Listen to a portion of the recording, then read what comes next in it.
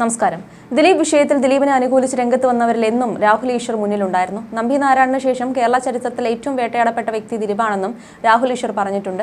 ദിലീപ് നിയമത്തിന്റെ പാതയിലാണെന്നും അദ്ദേഹത്തിന് പറയാനുള്ളത് കോടതി സമക്ഷമാണ് പറഞ്ഞിട്ടുള്ളതെന്നും അല്ലാതെ PR വർക്കല്ലെന്നും രാഹുൽ ഈശ്വർ നേരത്തെ തന്നെ വ്യക്തമാക്കിയിട്ടുള്ളതാണ്. ദിലീപിനെതിരെയാണ് PR വർക്കെന്നും അതിന് കാരണവുമുണ്ടെന്നും ആദ്യം ദിലീപിനെ എല്ലാവരും തെറ്റിദ്ധരിച്ചിരുന്നുവെന്നും എന്നാൽ ദിലീപ് നിരപരാധിയാണെന്ന് ഇന്ന് പൊതുസമൂഹത്തിന് ബോധ്യം വന്നെന്നും രാഹുൽ സമർത്ഥിക്കുന്നു. ഇപ്പോഴത്തെ നടി ആക്രമിക്കപ്പെട്ട കേസിലെ വിധി വരുമ്പോൾ നടൻ ദിലീപ് നിരപരാധിയായിരിക്കുമെന്ന വാദം ആവർത്തിക്കുകയാണ് രാഹുൽ ഈശ്വർ. 8 വർഷത്തോളം അന്വേഷിച്ചിട്ടും കൃത്യമായ തെളിവുകൾ കണ്ടെത്താൻ പോലീസിന് സാധിച്ചിട്ടില്ല. കേസിൽ വിധി വരുമ്പോൾ ദിലീപിന് അനുകൂലമായ വിധിയായിരിക്കും വരികയെന്നും അദ്ദേഹം അഭിപ്രായപ്പെടുന്നു. ഒരു യൂട്യൂബ് ചാനലിന് നൽകിയ അഭിമുഖത്തിലാണ് രാഹുലിന്റെ പ്രതികരണം. ശ്രീലേഖ മാഡം പറഞ്ഞ കാര്യത്തിലേക്ക് തന്നെ നമുക്ക് വരാം. ശ്രീലേഖ IPS എന്ന് പറയുന്നത് കേരള പോലീസിന്റെ DGP ആയിരുന്ന ഒരു വ്യക്തിയാണ്. അങ്ങനെയുള്ള ഒരു വ്യക്തിയാണ് പറയുന്നത് യഥാർത്ഥത്തിൽ പോലീസുകാർ ദിലീപിനെ കൊടുക്കാൻ വ്യാജ ഫോട്ടോഷോപ്പ് നിർമ്മിക്കുകയായിരുന്നുവെന്ന്. രാഹുൽ ഈശ്വർ അല്ല, പോലീസിന്റെ DGP ആയിരുന്ന വ്യക്തിയാണ് പോലീസ് വ്യാജ ഫോട്ടോ നിർമ്മിച്ചു എന്ന് പറയുന്നത്. ദിലീപിന്റെ പുറകിലായി പൾസസുനി നിൽക്കുന്നതായുള്ള ഫോട്ടോ അന്ന് എല്ലാ പത്രമാധ്യമങ്ങളിലും വന്നിരുന്നു. 2 പരസ്പര ബന്ധമില്ലാത്ത ഫോട്ടോകൾ എടുത്താണ് അത്തരം ഒരു ചിത്രം ഉണ്ടാക്കിയത്. ദൂരെ നിൽക്കുന്ന ആ വ്യക്തി പൾസസുനിയാണെന്ന് ഇവർ എങ്ങനെ കണ്ടുപിടിച്ചു? പോലീസുകാരുടെ തന്ത്രം എന്താണെന്ന് കൂടി പറയാം. എല്ലാ പോലീസുകാരെയും അടക്കി പറയുകയല്ല. കേരള പോലീസിൽ മിടുമിടുക്കന്മാരായ കുറെ ഉദ്യോഗസ്ഥരുണ്ട്. എല്ലാ മേഖലകളിലും തെറ്റുകാർ ഉള്ളതുപോലെ ഈ മേഖലയിലും ചില തെറ്റുകാരുണ്ട്. മോഹൻലാൽ ചിത്രമായ റൺ ബേബി റൺ എന്ന സിനിമ നിങ്ങൾ കണ്ടോ എന്നറിയില്ല. ഈ സിനിമയിൽ ബിജു മേനോൻ പറയുന്ന ഒരു തന്ത്രമാണ് പോലീസുകാരും മീഡിയക്കാരും സ്ഥിരം ഉപയോഗിക്കുന്നത്. നിങ്ങൾ ജഡ്ജിയും ഞാൻ ദിലീപിനെ അറസ്റ്റ് ചെയ്യണം എന്ന് വാദിക്കുന്ന അഡ്വക്കേറ്റുമാണെങ്കിൽ ഞാൻ വന്ന ബഹുമാനപ്പെട്ട കോടതി ഞങ്ങളുടെ കയ്യിൽ ഒരു ഫോട്ടോ കിട്ടിയിട്ടുണ്ട്, ഇത് വളരെ പ്രധാനപ്പെട്ട തെളിവാണെന്ന് പറയുന്നുണ്ടത്രേ. ഈ ഫോട്ടോ കൊണ്ട് ദിലീപിന്റെയും സുനിയുടെയും ബന്ധം തെളിയിക്കാൻ കഴിയുമത്രേ എന്ന് പറയും. അപ്പോൾ ഇവിടെ നോക്കൂ, ഫോട്ടോ ഉണ്ടെന്ന് പറയുന്നില്ല, ഉണ്ടത്രേ എന്നാണ് പറയുന്നത്. ഇതിൽ ഉള്ള ഒരു ഗുണം എന്താണെന്ന് പറഞ്ഞാൽ മാനനഷ്ട കേസിന്റെ പരിധിയിൽ വരുന്നില്ല. ഉദാഹരണത്തിന് രാഹുൽ ഈശ്വർ എനിക്ക് 1.5 കോടി രൂപ തന്നു എന്ന് പറഞ്ഞാൽ എനിക്ക് മാനനഷ്ട കേസ് കൊടുക്കാം. എന്നാൽ 1.5 കോടി രൂപ ദിലീപ് രാഹുൽ ഈശ്വറിന് കൊടുത്തിട്ടുണ്ടത്രേ എന്ന് പറഞ്ഞാൽ അത് നടക്കില്ല. ഇതുപോലെയുള്ള ഉണ്ടത്രകളും ഉണ്ടയില്ല വെടികളുമായ പച്ച നുണകളാണ് പറയുന്നത്.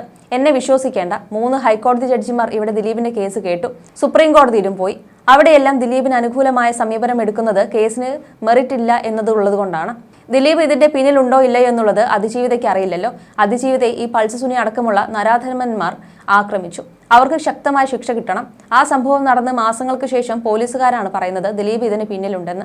ദിലീപാണ് ഇതിന് പിന്നിലെന്ന് അതിജീവിതയ്ക്ക് ആദ്യ ദിവസം തന്നെ അറിയാമായിരുന്നുവെന്നാണ് പൾസസുനി പറയുന്നത്. അങ്ങനെയായിരുന്നെങ്കിൽ ആക്രമണം നടന്നതിന്റെ പിറ്റേ ദിവസം തന്നെ പോലീസിനോട് ദിലീപിന്റെ പേര് പറയുമായിരുന്നില്ലേ എന്നും രാഹുൽ ഈശ്വർ ചോദിക്കുന്നു. വേറൊരു കേസ് ശ്രദ്ധിച്ചു കാണും. 4 പോലീസുകാരെ കൊല്ലാൻ ദിലീപ് കൊട്ടേഷൻ കൊടുത്തു എന്നുള്ളത്. ഇപ്പോൾ ആ കേസ് എന്തായി? കേരള പോലീസിൽ ആർക്കും അത് അന്വേഷിക്കേണ്ട. 4 പോലീസുകാരുടെ ജീവനൊടുക്കാൻ ദിലീപ് ശ്രമിച്ചു എന്നാണല്ലോ ആരോപണം. തെലുങ്ക് സിനിമയിലെ വില്ലന്മാർ ചെയ്യുന്നത് പോലെ 4 പോലീസുകാരെ ദിലീപ് കൊല്ലാൻ ശ്രമിച്ചിട്ട് ആ കേസിന് ഒരു പുരോഗതി ഉണ്ടോ? നടി ആക്രമിക്കപ്പെട്ട കേസിലേക്ക് വീണ്ടും ഊഴ്ന്നിറങ്ങാനുള്ള ഒരു വളഞ്ഞ സ്ട്രാറ്റജി മാത്രമായിരുന്നു അത്. രണ്ടാമത്തെ ഒരു കാര്യം, മാഡമാണ് ഇതിന്റെ പിന്നിൽ. അതായത് ഇതെല്ലാം ചെയ്യിപ്പിച്ച ഒരു മാഡം എന്നായിരുന്നല്ലോ പ്രചരണം. മാഡം എന്ന് പറഞ്ഞിട്ട് കാവ്യമാധവന്റെ പേര് പറയാതെ കാവ്യമാധവന്റെ ഫോട്ടോ പിന്നിലിട്ട് ഏറ്റവും മുഖ്യധാര ചാനലുകളിൽ ഞാനും ചർച്ച ചെയ്തിട്ടുണ്ട്. മാഡമല്ലേ ഇതിന്റെ പിന്നിൽ? അതും പോരാഞ്ഞിട്ട് മാഡത്തിന്റെ അമ്മയാണ്, അതായത് കാവ്യമാധവന്റെ അമ്മയാണെന്ന് വരെ പറഞ്ഞു. എത്ര നാൾ ചർച്ച ചെയ്തു. മൂന്നാമത്തെ കാര്യത്തിലേക്ക് വരികയാണെങ്കിൽ വേങ്ങരയിലെ ഒരു നേതാവിന് 50 ലക്ഷം രൂപ ദിലീപും മറ്റു കൊടുത്തു എന്നാണ് ഇപ്പോൾ നമ്മളോടൊപ്പമില്ലാത്ത ബാലചന്ദ്രകുമാർ പറഞ്ഞത്. അസുഖം ബാധിച്ച് മരണമടഞ്ഞു പോയ അദ്ദേഹത്തിന്റെ പ്രധാന അവകാശവാദങ്ങളിലൊന്നായിരുന്നു അത്. ഗോൾച്ചൻ എന്ന് പറഞ്ഞ ഒരാളെ UAE പോയി കണ്ടതിനെക്കുറിച്ചും വലിയ പ്രചാരണങ്ങളുണ്ടായിരുന്നു. UAE പ്രമുഖ സിനിമാ വിതരണക്കാരനായ അദ്ദേഹത്തെ അവിടെ പോകുന്ന സിനിമാക്കാരൊക്കെ പോയി കാണാറുണ്ട്. എന്നാൽ ദിലീപ് പോയി കണ്ടപ്പോൾ മാത്രം അത് എന്തോ വലിയ അന്താരാഷ്ട്ര ഗൂഢാലോചന ഉണ്ട് എന്നൊക്കെയായിരുന്നു പ്രചരണം. എന്നിട്ട് അതൊക്കെ ഇപ്പോൾ എന്തായി എന്നും രാഹുൽ ചോദിക്കുന്നു. എന്തിനാണ് ദിലീപ് ഈ അതിജീവിതയെ കൊടുക്കുന്നത്? പോലീസ് പറയുന്നത് ദിലീപും മഞ്ജു വാര്യരും തമ്മിലുള്ള വിവാഹം തകരാനും പിന്നീട് ദിലീപ് കാവ്യ വിവാഹം കഴിക്കാനുമുള്ള കാരണം ഈ അതിജീവിതയാണ് എന്നാണ്. അങ്ങനെയുള്ള ഒരു വ്യക്തിയെ എന്തിനാണ് കാവ്യ കൊടുക്കുന്നത്? എന്തെങ്കിലും ലോജിക്ക് വേണ്ട. കാവ്യാണ് കാവ്യയുടെ അമ്മയാണ് കുടിക്കിയത് എന്നൊക്കെ ആൾക്കാർക്ക് കഥയുണ്ടാക്കാൻ ഒരു മടിയുമില്ല. പോലീസുകാർ മനഃപൂർവ്വം കഥയുണ്ടാക്കിയതാണ്. ബാലചന്ദ്രകുമാർ മരിച്ചുപോയി, അദ്ദേഹത്തെക്കുറിച്ച് ഒന്നും പറയുന്നില്ല. ആശയപരമായി വിയോജിപ്പുണ്ടായിരുന്നുവെങ്കിലും അദ്ദേഹത്തിന് വയ്യാതെ കിടന്നപ്പോൾ താൻ വിളിച്ചിരുന്നു. എന്തൊക്കെ കഥകളായിരുന്നു. ഗ്രൂപ്പിലിട്ട് തട്ടാൻ തീരുമാനിച്ചു എന്നൊക്കെ. ഓടി അവിടുന്നും ഇവിടുന്നുമായി കട്ട് ചെയ്ത് ഒരാളുടെ ശബ്ദശകലം ഉണ്ടാക്കുന്നതിന് എന്താണ് ബുദ്ധിമുട്ട്? ദിലീപ് ബാലചന്ദ്രകുമാറിന്റെ ഒരു സിനിമ ചെയ്യാൻ ഉദ്ദേശിച്ചിരുന്നു. ദിലീപ് അതിൽ നിന്ന് പിന്മാറി.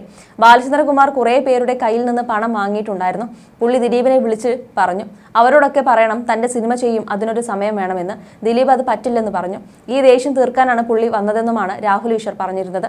കുറച്ച് നാളുകൾക്ക് മുമ്പ് നടി ആക്രമിക്കാനായി ദിലീപ് നൽകിയത് 1.5 കോടിയുടെ കൊട്ടേഷനാണെന്ന് വെളിപ്പെടുത്തലുമായി കേസിലെ ഒന്നാം പ്രതിയായ പൾസർ സുനി രംഗത്തെത്തിയിരുന്നു. ഇനി തനിക്ക് 80 ലക്ഷം രൂപയോളം കിട്ടാനുണ്ടെന്നും പൾസർ സുനി അവകാശപ്പെടുന്നു. എന്നാൽ പൾസർ സുനിക്ക് ദിലീപ് കൊടുത്തുവെന്ന് പറയുന്ന പണത്തിന് തെളിവ് എവിടെയെന്നാണ് രാഹുൽ ഈശ്വർ ചോദിച്ചിരുന്നത്. ഇന്നത്തെ കാലത്ത് 70 ലക്ഷം ആരും കയ്യിലെടുത്ത് കൊടുക്കില്ലെന്നും പൾസർ സുനിക്ക് പണം ലഭിച്ചത് തെളിയിക്കാനായാൽ കേസ് നേരെ തിരിയുമെന്നും രാഹുൽ ഈശ്വർ പറഞ്ഞിരുന്നു. തനിക്കും ദിലീപ് 1.5 കോടി തന്നുവെന്ന് പറയുന്നുണ്ടെന്നും രാഹുൽ ഈശ്വർ പ്രതികരിച്ചു. ദിലീപ് പൾസർ സുനിക്ക് 70 ലക്ഷം രൂപ കൊടുത്തുവെന്നാണ് വാർത്തയിൽ പറയുന്നത്. അത് മെറ്റീരിയൽ തെളിവാണ്. പണം ഡിജിറ്റലായിട്ടാണോ കൊടുത്തത്, കാശായിട്ടാണോ കൊടുത്തത്, എപ്പോഴാണ് കൊടുത്തത്, ആരുടെ കയ്യിൽ നിന്നാണ് വാങ്ങിയത്, ഇതൊക്കെ തെളിയിക്കാൻ എളുപ്പമുള്ള കാര്യങ്ങളാണ്. പക്ഷെ അത്തരം തെളിവുകളൊന്നും കണ്ടില്ല. 70 ലക്ഷം രൂപ ആരും കയ്യിലെടുത്ത് കൊടുക്കില്ലല്ലോ. അപ്പോൾ എന്തെങ്കിലും തെളിവ് കാണണമല്ലോ. അല്ലെങ്കിൽ അവസാന നിമിഷം ദിലീപ് വിജയിക്കുമെന്ന് പരക്കെ പറയപ്പെടുമ്പോൾ കേസിൽ പൾസർ സുനി നാടകം നടത്തുന്നതാണ്. ദിലീപിനെതിരെ ഒരു തെളിവുമില്ല, ഗൂഢാലോചന തെളിവില്ല. നാളെ പൾസർ സുനി പറയുകയാണ് രാഹുൽ ഈശ്വറും ഇതിന് പിന്നിലുണ്ടെന്ന്. അപ്പോൾ പോലീസിന് തന്നെ പിടിച്ച് അകത്തിടാൻ സാധിക്കില്ലല്ലോ. ബാലചന്ദ്രകുമാർ തന്റെ കയ്യിൽ തെളിവുകൾ ഉണ്ടെന്ന് പറഞ്ഞു. അതൊന്നും കോടതിയിൽ നിലനിന്നില്ല. ദിലീപ് 4 പോലീസുകാരെ കൊല്ലും എന്നൊക്കെ പറഞ്ഞ കേസൊന്നും എവിടെയും എത്തിയില്ല എന്നും രാഹുൽ ഈശ്വർ പറഞ്ഞു. രാഹുൽ ഈശ്വറിനെ താൻ നോക്കി വെച്ചിട്ടുണ്ട് എന്നുള്ള പൾസർ സുനിയുടെ ഭീഷണിക്കും രാഹുൽ ഈശ്വറിന് മറുപടിയുണ്ട്. പൾസർ സുനിക്ക് ദേഷ്യം ദിലീപിനെ പിന്തുണയ്ക്കുന്ന രാഹുൽ ഈശ്വറിനോടാണ്. അതിജീവിതയെ പിന്തുണയ്ക്കുന്ന ആരോടും സുനിക്ക് ദേഷ്യമില്ല. പൾസർ സുനിക്ക് എന്താ രാഹുൽ ഈശ്വറിനോട് മാത്രം ദേഷ്യം? അതിന് കാരണം പൾസർ സുനി ഇതിൽ തെറ്റുകാരനാണ് എന്നും ദിലീപ് ഇതിന് നിരപരാധിയാണ് എന്ന് ചൂണ്ടിക്കാട്ടുന്നത് കൊണ്ടാണ്. അത് കേരളത്തിലെ എല്ലാവർക്കും കാണാം. ജൂണിൽ ഈ കേസിന് വിധി വരുമെന്നാണ് മനസ്സിലാകുന്നത്. പൾസർ സുനിയല്ല, ആര് ഭീഷണിപ്പെടുത്തിയാലും ഇതിൽ നിന്ന് മാറില്ല. സത്യം എന്താണ് എന്നതാണ് താൻ പറഞ്ഞത്. 2 മാസത്തിനുള്ളിൽ അത് കാണാം. പൾസർ സുനി ദിലീപിനെ വീണ്ടും പെടുത്താൻ ശ്രമിക്കുകയാണ്. ഏതെങ്കിലും തരത്തിൽ കേസ് നീട്ടിക്കൊണ്ടു പോകാനുള്ള ശ്രമമാണ് നടക്കുന്നത്. ഈ ഭീഷണിയൊന്നും തന്റെ അടുത്ത് വില പോകില്ല. ദിലീപ് അഗ്നിശുദ്ധി നടത്തി തിരിച്ചു വരുമെന്ന് തന്നെയാണ് രാഹുൽ ഈശ്വർ പറയുന്നത്.